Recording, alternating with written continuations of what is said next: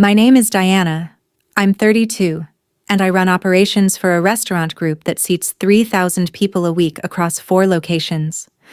I know how a check moves from kitchen to table the way most people know how to tie their shoes. So when my parents called after 3 years of total silence and invited me to dinner to make amends, I should have asked one question before I said yes. Who's really at that table? I didn't ask.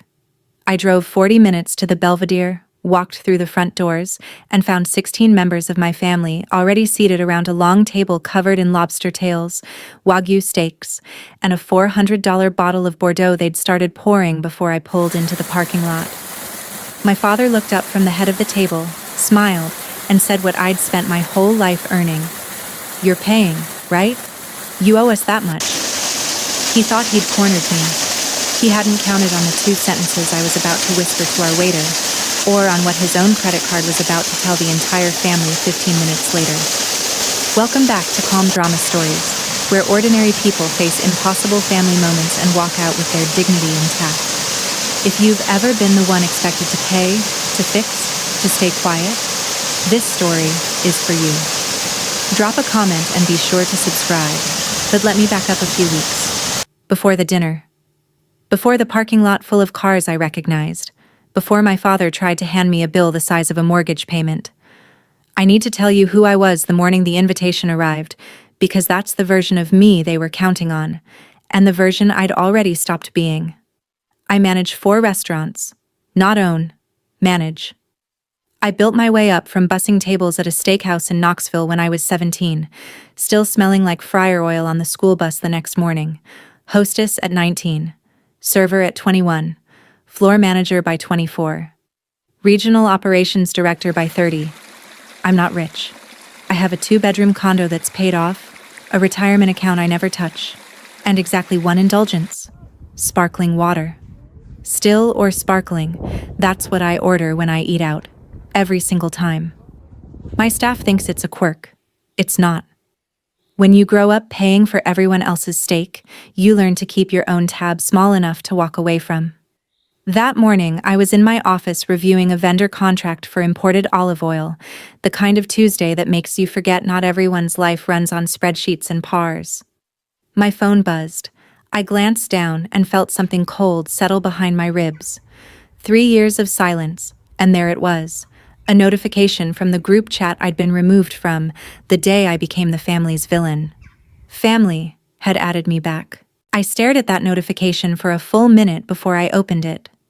Family, the little red heart emoji my mother had picked out 6 years ago when she created the group, back when it was used for sharing Thanksgiving recipes and photos of Brooke's dog. I hadn't seen that heart in 3 years. The chat history was clean, nothing above my mother's newest message, which meant they'd either cleared it or, more likely, they had a second group without me the whole time. Mom's message was warm, careful, almost rehearsed. She said she and Dad had been doing a lot of reflecting and wanted to invite me to dinner at the Belvedere to start healing as a family. Just the 4 of us, she wrote. Her, Dad, me, and Brooke. A small dinner, a fresh start. Then a second message, 30 seconds later, with the line that should have told me everything. Family takes care of family, sweetheart. It's time we remembered that. Family takes care of family. She used to say that when I was 19, and she needed my server tips to cover the electric bill. She said it when I was 23, and Dad needed a co-signer on the truck. She said it when Brooke's first apartment fell through and I quietly paid the deposit. Family takes care of family had always meant one thing in my house: Diana takes care of family. I read the message twice. I noticed my mother hadn't said sorry. She hadn't said, "We were wrong." She'd said it was time to heal. Passive voice, no subject, no one responsible. I typed back, "I'll be there." Then I set my phone face down on the desk and went back to the olive oil contract, pretending my hands weren't shaking. 3 years ago, my sister Brooke decided to open a cafe. Not a business plan, not a market study. A cafe, because she'd seen one in Charleston with exposed brick and a matcha menu and thought, I could do that. She was 26, had never managed so much as a lemonade stand, and needed a $75,000 small business loan. The bank said yes, with a cosigner. That cosigner was supposed to be me. Mom called on a Sunday. Dad sat beside her, arms folded, already angry before I'd answered. Brooke needed the loan. The cafe was her dream. I had good credit, a stable job, a history of saying yes. Just sign the papers, Diana.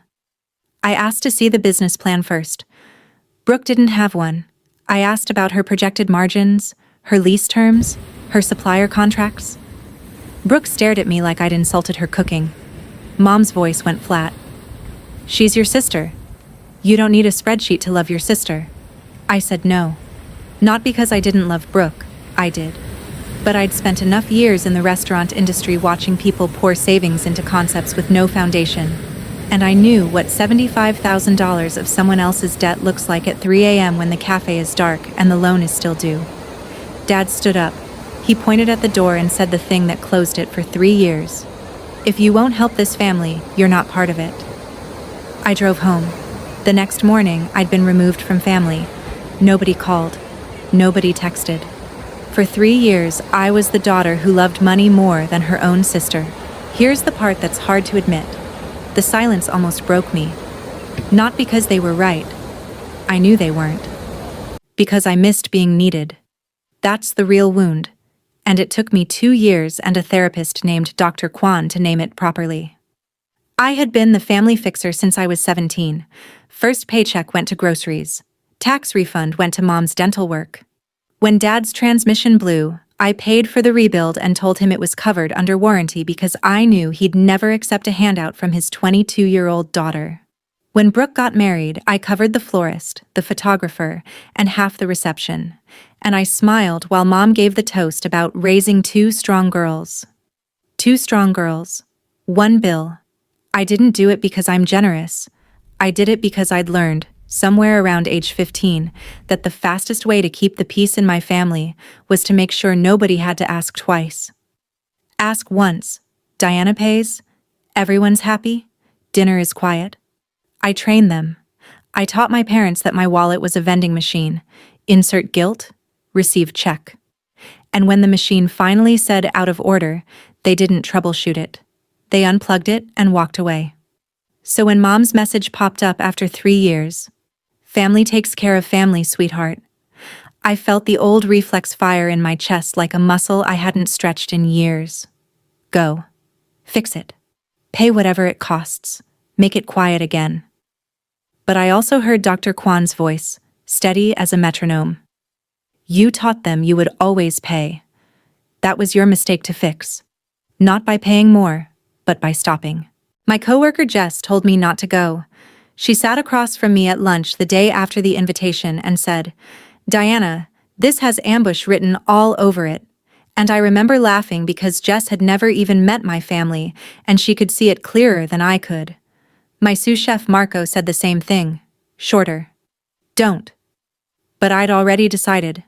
Not because I believed them, not because I expected an apology.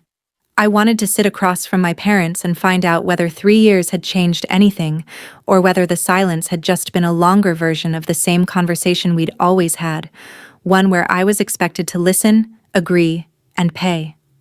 I wanted closure, even if closure meant confirming the door was nailed shut. There was something else too, and I'm going to be honest about it because I think some of you will understand. I missed my mother. Not the mother who orchestrated, not the one who kept score, the one who taught me to make cornbread in a cast-iron skillet when I was 9 and sang along with Dolly Parton while the butter melted. That mother hadn't called in 3 years either, but some nights I still heard the Dolly Parton. So I told Jess I was going. I told Marco I'd be fine. I told myself the same thing and almost believed it. I set one rule.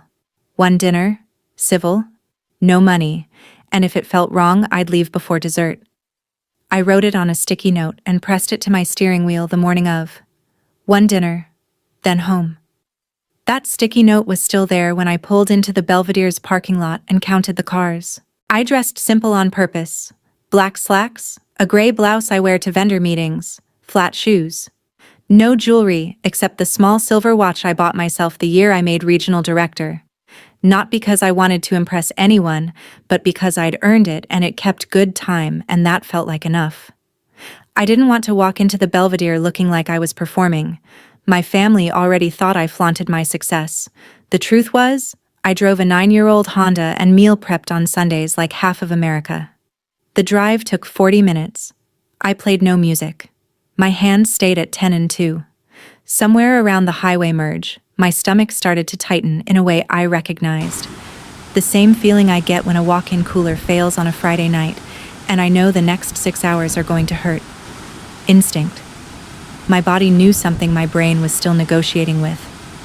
I almost turned around at the exit ramp. Almost.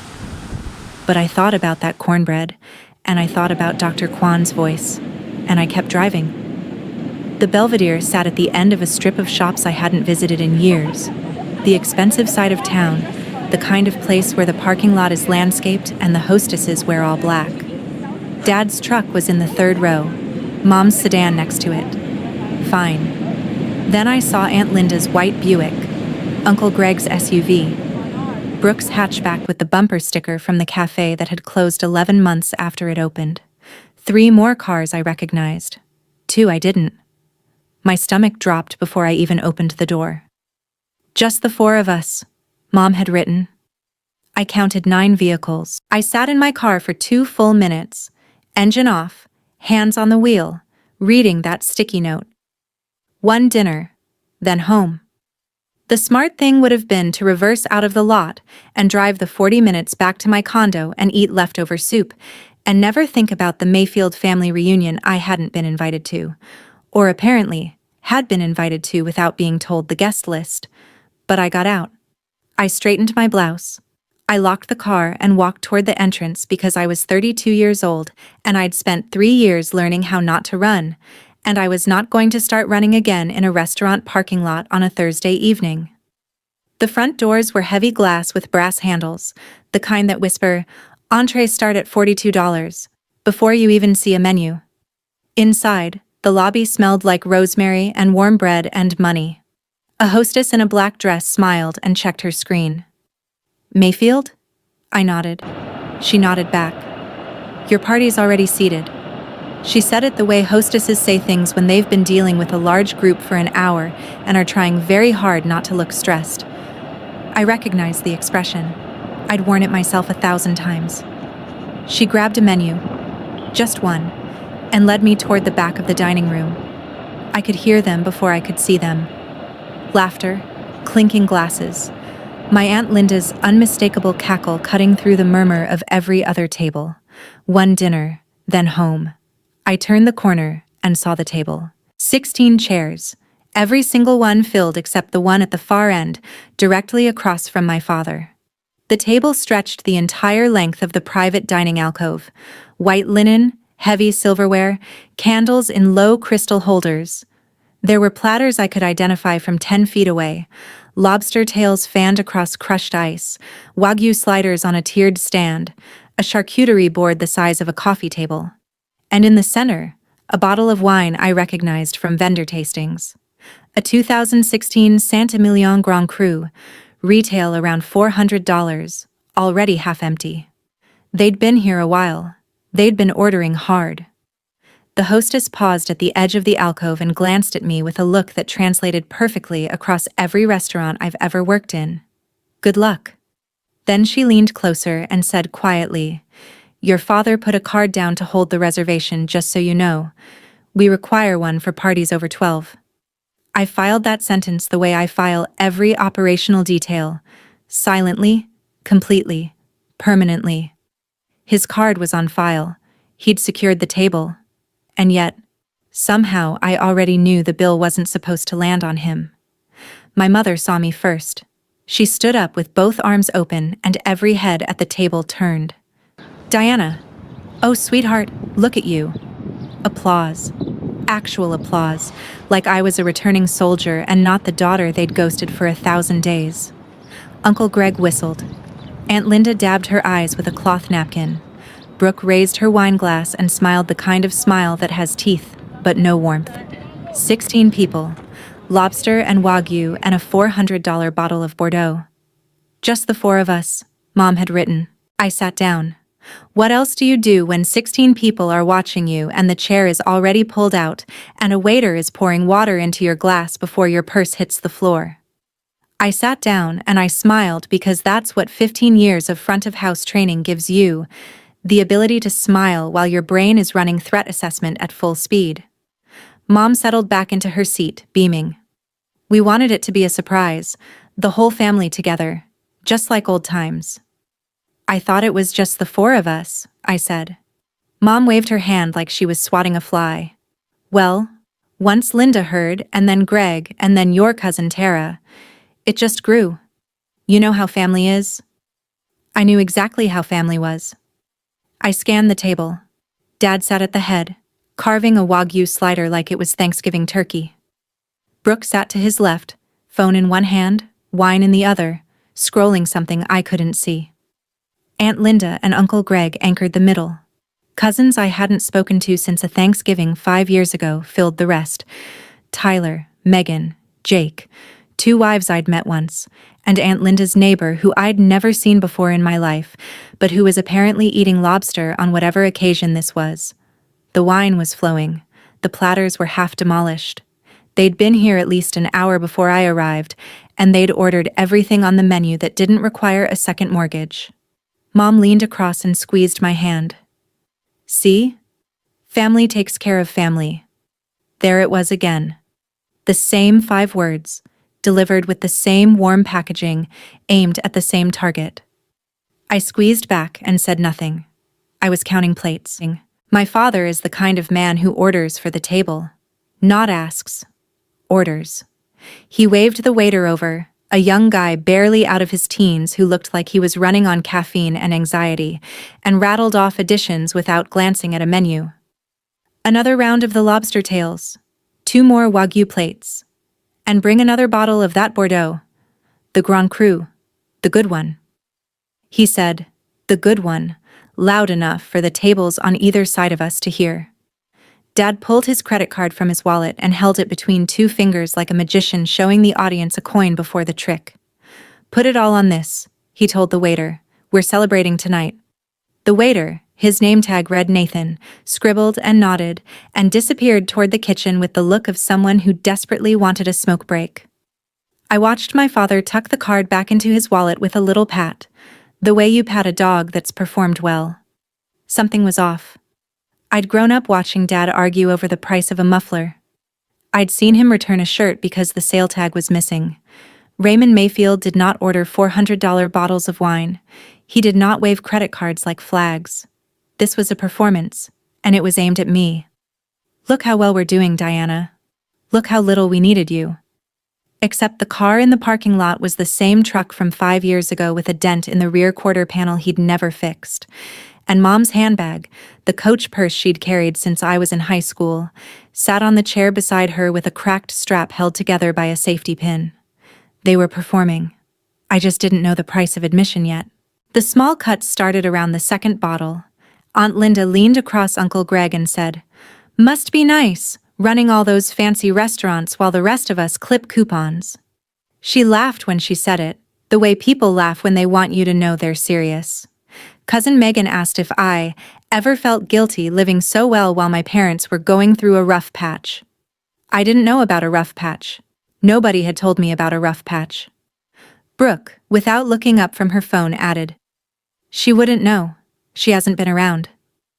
Each comment landed with the precision of something rehearsed, not scripted exactly, but aligned, the way a choir finds the same note without a conductor. They'd been talking about me, about my absence, my money, my life. And they'd arrived tonight with a shared understanding of the story. Diana left. Diana has plenty. Diana owes. Aunt Linda delivered the thesis statement. She reached across the table, took my hand like she was comforting me at a funeral, and said, "Family doesn't keep score, dear." I almost laughed. Family doesn't keep score. This from a woman who once stopped speaking to her own daughter-in-law for 6 months over a Thanksgiving seating arrangement. I didn't laugh. I pulled my hand back gently and picked up my glass. Sparkling water. The only thing in front of me. The only thing I'd ordered. The contrast was almost funny. 16 people swimming in Lobster and Bordeaux, and me with a glass of San Pellegrino sitting at the end of the table like a designated driver at a bachelor party. Nathan, the young waiter, passed behind me and I caught his eye. "Just the water tonight?" he asked, quiet. "Just the water," I said. He nodded like he understood something I hadn't said out loud. "Let me tell you about Nathan." He was maybe 19 or 20, built thin the way restaurant kids are before they learn to eat between rushes. He moved fast but careful, the way new servers do when the table is too big and the order is too complicated and they know one wrong plate means a manager conversation they can't afford. I recognized everything about him because I'd been him. 17 years old, 2 tables deep, learning that the guests who snap their fingers are always the ones who tip the least. He was handling our 16 top alone. Well, almost alone. A busser appeared occasionally to clear plates, but Nathan was running every order, every refill, "Excuse me, can we get more butter?" from Aunt Linda, who'd said it 3 times in 20 minutes. He never complained. He never sighed. He refilled my sparkling water without being asked, and when he set the glass back down, he caught me watching the table with an expression I probably should have hidden better. "Long night?" he murmured. I almost told him the truth. Instead, I just said, "You're doing great." He blinked, startled, like he'd forgotten customers could say that. Then he straightened up about half an inch taller and moved on to Uncle Greg's refill. I watched him go and thought about the version of me that used to carry 4 plates up her forearm and cry in the walk-in freezer on the hard nights. That girl had no idea she'd end up on the other side of a table like this, sitting across from the family that made her into a fixer and a funder, being asked without being asked to write one more check. But she'd understand what I was about to do. She'd understand it perfectly. I excused myself to the restroom around the 40-minute mark. I needed 2 minutes without Aunt Linda's commentary and a door I could lock. The Belvedere's restroom was the kind with cloth hand towels and lavender soap and a full-length mirror that made you look slightly better than you felt, which was a neat trick considering I felt like I was digesting glass. I turned on the faucet, pressed cold water against my wrists the way you do when you need your heart rate to cooperate with your brain. Then I saw it. A phone on the edge of the marble countertop, screen still lit, case covered in daisy stickers. Brooke's phone. She must have come in before me and left it when she got distracted. Brooke left things everywhere. It was one of the few traits we shared. I didn't plan to look. I want to be clear about that. But the screen was bright, and the notification banner at the top was from a group chat I'd never been added to, and the preview text was enough to stop my hand mid-reach for the paper towel. The group was called Dinner Plan, 3 members, Mom, Dad, Brooke. The latest message, sent 4 days ago, was from Mom. The preview showed the words I can still recite from memory.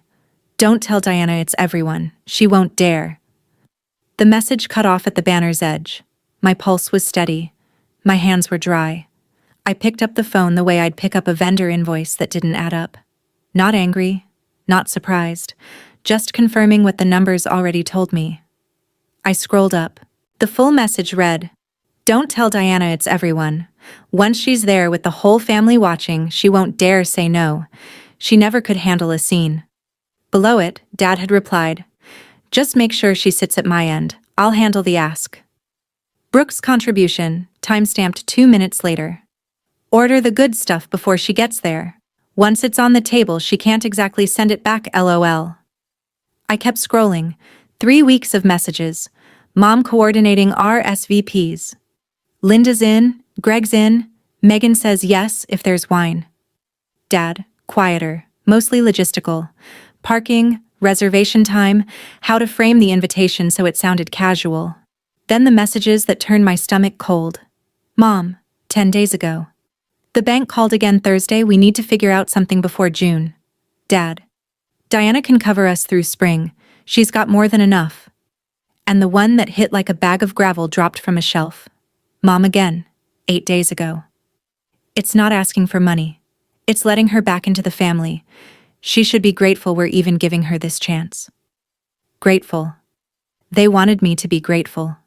for the privilege of being tricked into a 16-person dinner at a restaurant I couldn't have picked for myself, so I could pay a bill I didn't order, to solve a crisis nobody told me about, for a family that cut me off when I said no the last time. I set Brooke's phone back on the counter, screen down, exactly where I found it. I washed my hands. I looked at myself in that flattering mirror and I thought, I know what you're doing.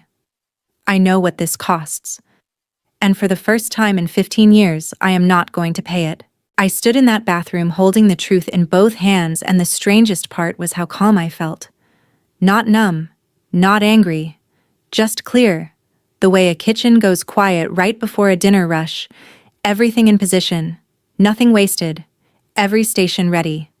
If you've ever found out you were loved for what you could provide and not who you are, you know exactly how cold that tile floor felt under my shoes. Stay with me. Subscribe, because what I did next, I planned in the time it takes to dry your hands. I walked back to the table with the same expression I wear when a health inspector arrives unannounced. Pleasant, unreadable, fully operational. Nobody noticed anything different. Aunt Linda was telling a story about her neighbor's divorce. Uncle Greg was working on his third lobster tail. Brooke had reclaimed her phone from the restroom and was scrolling again, oblivious. But I noticed things now that I hadn't before, or hadn't let myself see. Mom kept glancing at Dad's wallet on the table, quick little flicks of her eyes like she was checking a countdown. Dad's laugh was half a beat too loud, the way people laugh when they're nervous and covering it with volume. The wine bottle, the second one, was nearly empty, and nobody had suggested slowing down. Because why would they? They weren't paying. I was paying. That was the whole point of the evening, and every lobster tail, every wagyu slider, every pour of that $400 Bordeaux was another brick in the wall they were building around me, high enough that I couldn't climb out without making the scene I'd spent my whole life avoiding. I started asking questions. Casual ones, the kind you ask when you're catching up after 3 years, and not the kind you ask when you already know the answers and you're watching people lie. How's the cafe, Brooke? Brooke's wineglass paused halfway to her mouth. Oh, we closed. Market just wasn't there. She said it fast, like pulling off a bandage she'd rehearsed removing. That's too bad. How long did it last? 11 months. Mom jumped in before the silence could settle. Brooke's exploring other options. She has so many talents. I nodded. Then I turned to Dad. How's the contracting business, Dad? Still doing the commercial builds? Dad's jaw tightened for half a second. A tell I'd cataloged before I was old enough to drive. Between projects right now. Economy's been tough. You know how it is. I did know how it was. I knew because I'd just read, "The bank called again Thursday," on his wife's phone 10 minutes ago, and because the dent in his truck was still there, and because the man who'd ordered 2 rounds of lobster and a $400 bottle of wine was sitting across from me performing Solvency the way a community theater actor performs Shakespeare, loud, committed, and entirely unconvincing to anyone who's seen the real thing. I just nodded and let them keep talking. People tell you everything when they think you're the bank. They told me about the kitchen renovation they'd put on hold, about the vacation they decided to skip this year, about how things have been a little tight, but nothing we can't handle. Every sentence was a window into a house I could now see was on fire, and they were all standing on the lawn pretending the smoke was barbecue. The pressure started building the way it always does in my family, not with a direct question, but with a current. Little comments that pushed in the same direction, casual enough to deny, coordinated enough to corner. Aunt Linda sighed and said, "It must be so rewarding, doing well for yourself like that. Some of us aren't so lucky." Cousin Tyler, who I hadn't spoken to since Obama's second term, chimed in with, "Yeah, Diana, you really landed on your feet. That's awesome." Even Uncle Greg, who normally communicates exclusively through sports metaphors, managed a, "You hit a home run out there, kid." Each compliment was a brick. Each brick pointed the same way. You have money, we see it, and we're reminding you in front of witnesses.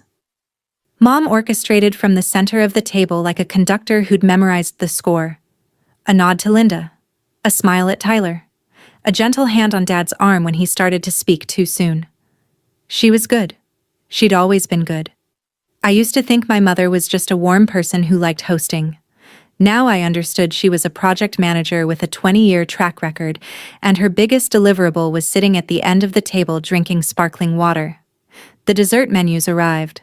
Aunt Linda ordered crème brûlée without looking at the price. Brooke asked for the chocolate soufflé, which required a 20-minute lead time, which meant she'd ordered it before I sat down. Of course she had. They were running up the tab the way you run up a tab when someone else is paying. Without a ceiling, without guilt, without a single glance at the column on the right side of the menu. My sparkling water was down to the ice. Brooke was the one who cracked the surface. She'd had 3 glasses of the Bordeaux by then, enough to sand down whatever filter she normally kept between her brain and her mouth, which was never especially thick to begin with. She leaned across the table, glass in hand, and grinned at me like we were sharing a joke. "Relax, big sister. It's just dinner. You can afford it." I set my water down. "Afford what?" "This." She gestured at the table. The platters, the wine, the 16-place settings, the crème brûlée and chocolate soufflé currently being prepared by a kitchen that had no idea it was catering a shakedown. "We ordered the good stuff since you're treating." She said it so casually. Since you're treating. Like it had been settled in a meeting I wasn't invited to. Which, of course, it had been. The table went quiet for about 3 seconds, which doesn't sound long until you're the one sitting in it. Mom shot Brooke a look that said, "Too early," and Brooke shrugged like she'd bumped a vase she didn't plan to pick up. Uncle Greg studied his lobster. Aunt Linda suddenly found her napkin fascinating. Dad cleared his throat. The silence lasted long enough for Nathan to arrive with a fresh bottle of sparkling water and place it beside my glass, and for me to realize 2 things. First, that Nathan was the only person at this table who had poured me something without expecting anything in return, and second, that Brooke had just confirmed out loud what every single person in this room already knew. I was the mark. This whole dinner was a heist, and every lobster tail was evidence. What happened next was an accident, and I almost felt bad for Cousin Megan when it landed. She was trying to make conversation, genuinely I think, because Megan was the one family member who'd sent me a birthday text during year 2 of the silence, a short, thinking of you, that I'd never replied to, and still felt guilty about. "So Diana, Mom said you got a big promotion? Something about running a bunch of restaurants now?" I kept it simple. "Regional Operations Director, 4 locations." Megan nodded, impressed. "That's amazing. Like, you're in charge of all of them?" "Staffing, vendors, compliance, financials, everything from the loading dock to the check." I said it the way I'd say it in a meeting, factual, no polish. But the word financials landed on that table like a rock through a window. Aunt Linda's fork stopped. Uncle Greg looked up from his plate for the first time in 10 minutes. Brooke's scrolling thumb froze. Even Dad shifted in his chair, re-weighting, recalculating. They knew I was successful. They'd built their entire evening around the assumption that I was successful enough to pay. But hearing it, the scope, the authority, the specificity of what I actually did, was different from assuming it. They'd pictured me as a well-paid waitress who'd gotten lucky. They hadn't pictured someone who could read a P&L statement faster than they could read a menu, who managed vendor contracts worth more than their house, who knew exactly, down to the cent, what 16 lobster tails and 2 bottles of Grand Cru Bordeaux cost before the check ever arrived. The table recalibrated. I could feel it happening, like a change in barometric pressure. The power hadn't shifted yet, but it had loosened. Dad waited until dessert. He was strategic about it, I'll give him that. The soufflé had arrived, the crème brûlée was cracked, and the second bottle of Bordeaux was upside down in the ice bucket. The table was warm and full and slow with sugar and wine, and every face was soft with the particular satisfaction that comes from a meal you didn't pay for and don't intend to. Dad set down his fork. He folded his hands on the edge of the table, a gesture I'd seen him make before signing contracts, before delivering speeches at Thanksgiving, before telling me at 23 that he needed a co-signer just this once. He looked at me. Not unkindly, not cruelly, with the particular expression of a man who believes he's being reasonable. "Diana," he smiled. "You're paying, right? You owe us that much." 5 words. You owe us that much. 16 people heard them. Nathan, refilling Aunt Linda's coffee behind me, heard them. The couple at the next table, pretending not to listen, heard them. My mother nodded. My sister smirked. My aunt reached for another pat of butter like the matter was settled. You owe us. 3 years of silence, and not one person at that table had said they were sorry, or that they'd been wrong, or that they'd missed me for any reason other than my credit limit. You owe us that much. I looked at my father across a table covered in the wreckage of a meal I hadn't ordered, surrounded by a family I hadn't been told was coming, holding a glass of water I'd poured myself, and I felt something I hadn't expected. Relief. Because the decision I'd been afraid to make had just been made for me. I didn't answer right away. I've learned that silence does more work than words in a room full of people who are used to being agreed with. 3 seconds. 5. The kind of silence that makes a table of 16 people shift in their chairs and reach for their water glasses and suddenly remember they have something interesting to look at on the wall behind you.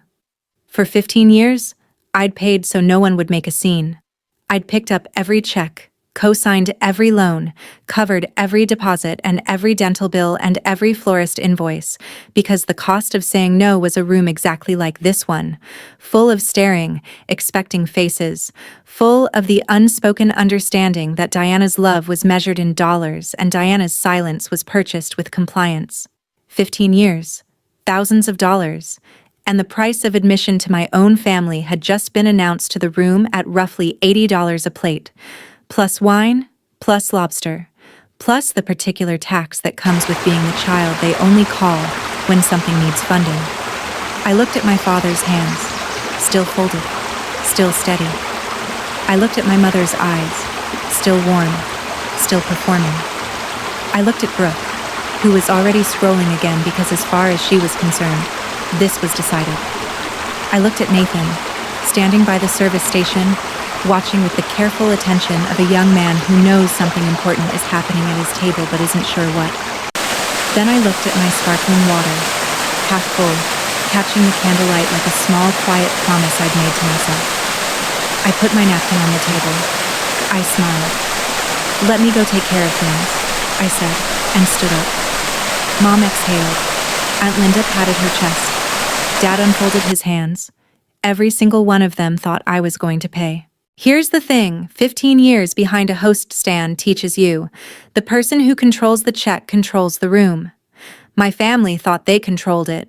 They'd set the table, chosen the restaurant, ordered the menu, assembled the audience, and delivered the demand.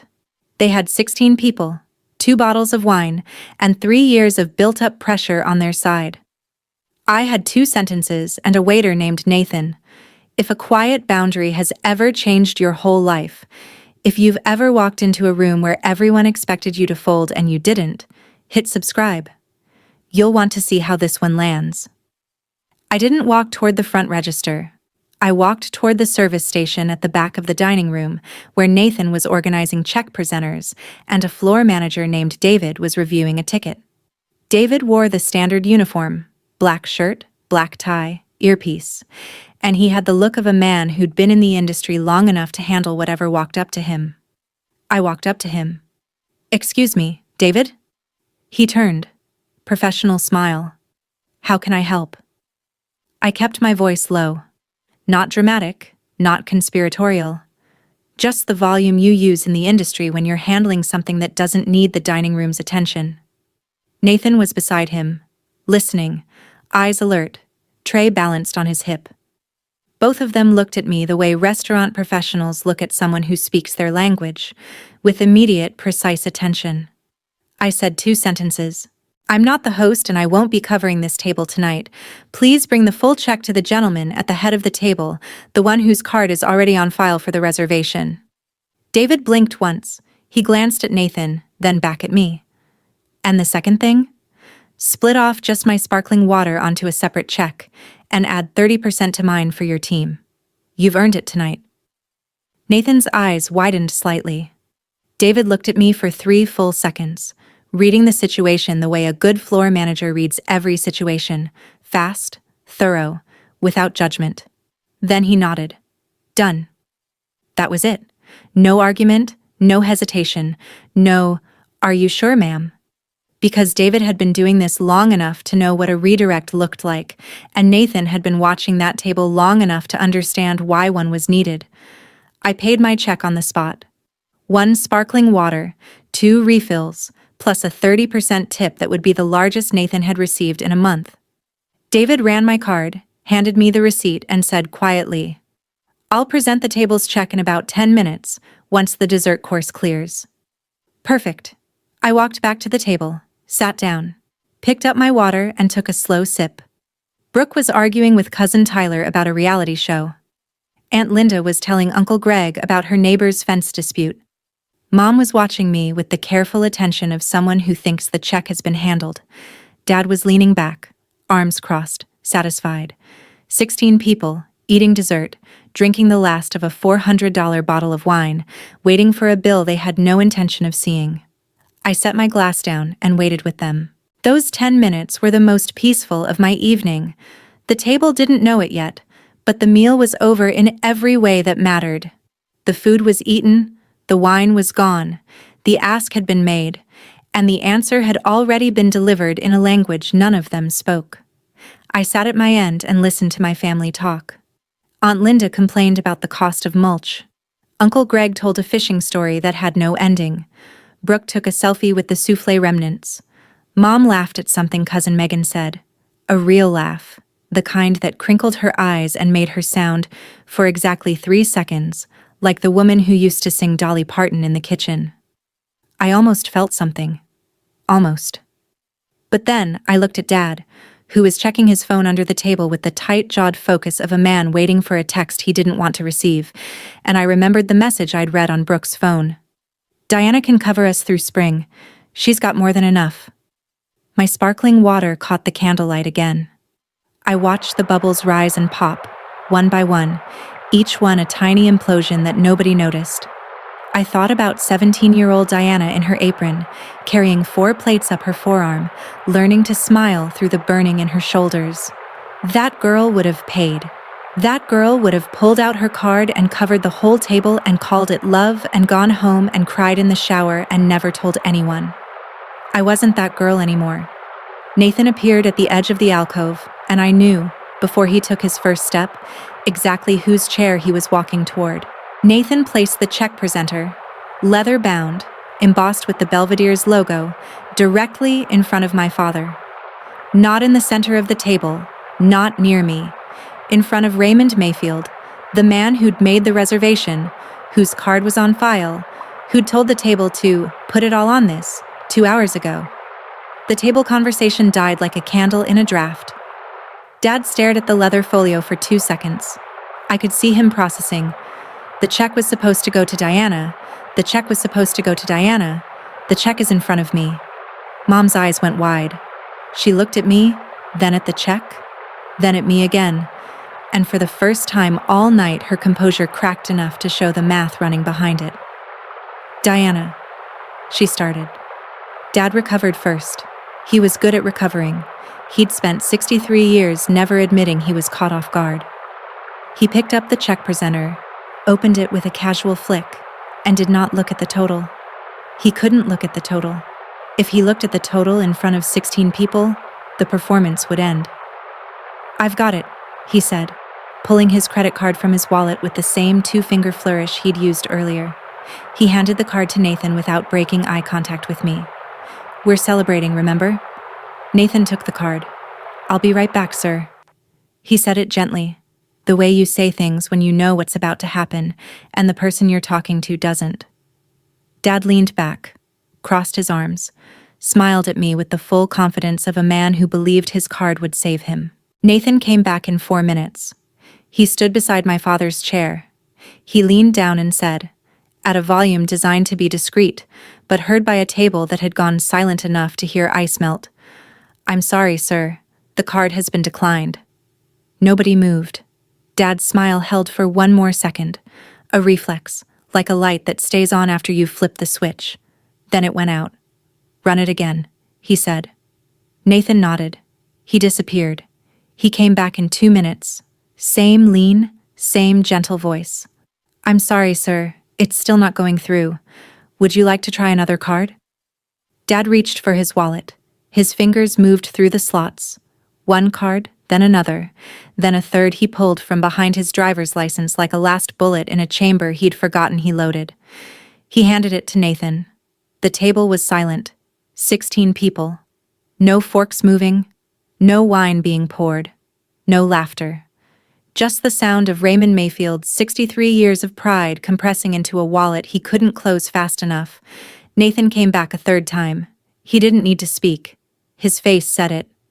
Dad looked at Nathan. Then he looked at me. Not with anger. Not yet.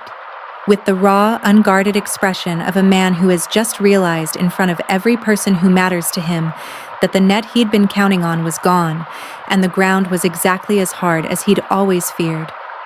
He looked at me the way you look at a lifeboat that's pulling away from the ship. I picked up my sparkling water, took a sip, set it down. "I don't owe you." I never did. Dad's chair scraped back against the hardwood with a sound like tearing paper. "Diana." His voice was low, controlled, shaking at the edges. "What did you do?" "I didn't do anything, Dad. Your card was declined. That's between you and your bank." "You were supposed to..." He stopped himself, but not fast enough. The sentence hung in the air, unfinished, visible to everyone. "You were supposed to pay." Mom started crying.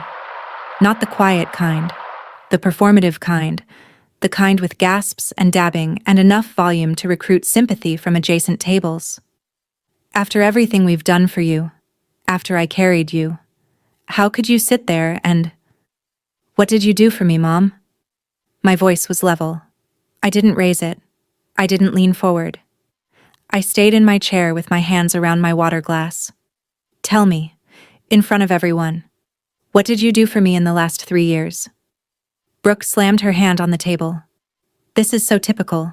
You always have to make everything about you." Aunt Linda reached for my arm. "Diana, dear, your father is clearly embarrassed. Can't you just..." "No." One word. I said it the way I'd say it to a vendor who tried to short my invoice. Clear, final, and without apology. Then Dad broke. Not with anger this time, with something worse. His voice dropped, and for one moment, one terrible, honest moment, he sounded like a man standing in a house with the lights turned off. "Diana, please. We're drowning." I saw him. I saw the scared man behind the performance, the father who'd lost his business and his pride and couldn't say it out loud until his credit card said it for him. I saw him, and I ached. Then he added, "And you'd let us?" And the ache stopped. Because even drowning, he was still reaching for my wallet instead of my hand. I stood up. Not fast, not dramatic. The way you stand when you've made your decision and you don't need the room's permission to leave. "Dad, I'm sorry you're struggling. I mean that. But this..." I gestured at the table, the empty platters, the upside-down wine bottles, the 16 faces watching me like I was the villain in a story they'd rehearsed all week. "This isn't asking for help. This is a trap. You didn't invite me to make amends. You invited me to make a payment." Mom's crying shifted into something harder. "That's not fair, Diana. We just wanted you back." "You wanted me back for what I could cover, Mom." I read the messages. "She can cover us through spring." The table went white. Brooke's face drained. Mom's hand flew to her mouth. Dad looked at the tablecloth. "If you need help, real help, I will sit down with you and a financial counselor and we will figure out a plan. No tricks, no audience, no lobster. But I'm not paying this bill. I didn't order it. I wasn't told about it. And I don't owe it to you. I don't owe you. I never did." Nobody spoke. I picked up my purse. I looked at my mother, and I said the last thing I would say to her at that table. "You always told me family takes care of family, so why was I the only one who ever did?" Then I walked toward the door, past the busser, past the hostess, past the heavy glass doors with the brass handles. Nathan caught me near the coat check. "Ma'am?" He was holding my receipt. "Thank you," he said. Quiet. Sincere. I touched his shoulder. "You're doing great," I told him again. Then I walked out. The parking lot was quiet. Thursday evening, warm air, cicadas starting up in the landscape trees that made the Belvedere look like it belonged somewhere more important than a strip mall. I sat in my car with the engine off and the window down and read the sticky note still pressed to my steering wheel. One dinner, then home. One dinner. I pulled my phone from my purse and opened the family group chat. The messages were already flooding in. Mom, Aunt Linda, Brooke, cousins I hadn't heard from in years, all of them typing at once. A cascade of exclamation points and accusations, and the particular kind of fury that only comes from people who've been caught. I didn't read them. I scrolled to the bottom, tapped Leave Group, and watched the notification confirm it. Diana has left the chat. I set the phone on the passenger seat. I started the engine. And I drove home in the same silence I'd driven there. Except this time the silence wasn't nervous. It was mine. The aftermath was quieter than I expected. No one called that night, or the next day, or the day after that. The group chat I'd left continued without me. I know because cousin Megan, the one who'd sent the birthday text, reached out separately a week later. "I just wanted you to know," she wrote, "that was the most honest thing anyone's done at a family dinner in 20 years. I'm sorry I was part of it." Megan was the only one who apologized. 3 weeks later, Brooke texted. Not to apologize. To ask if I could lend her first and last month's rent for a new apartment. I replied with the name of a financial counseling service and wished her well. She didn't respond. Through Megan, I learned the rest in pieces over the following months. Dad's contracting business had folded 18 months before the dinner. Bad bets on 2 commercial projects that went sideways. Mom had been covering minimums on 4 credit cards with a home equity line that was now maxed. The house went on the market in July. They moved to a smaller rental in a town 30 minutes south. Brooke took a job at a dentist's office answering phones. None of it was what I wanted for them. All of it was the consequence of choices they'd made long before I walked into the Belvedere, and none of it was mine to fix. I did what I'd promised at the table. I called Dad 6 weeks later and offered to sit with him and a financial counselor. He hung up. I haven't called again. But the offer still stands. I learned that the most expensive thing you can buy is other people's comfort with your silence. And the night I stopped paying for it was the night I finally got rich. That's my story. 16 seats, 1 glass of water, and a credit card that told the truth nobody else would. If you've ever been the family bank, hear me. Helping is a choice, not a debt. And a boundary doesn't have to be loud to be unbreakable. Share this with someone who needs to hear it. Drop a comment, hit subscribe, and I'll see you in the next one.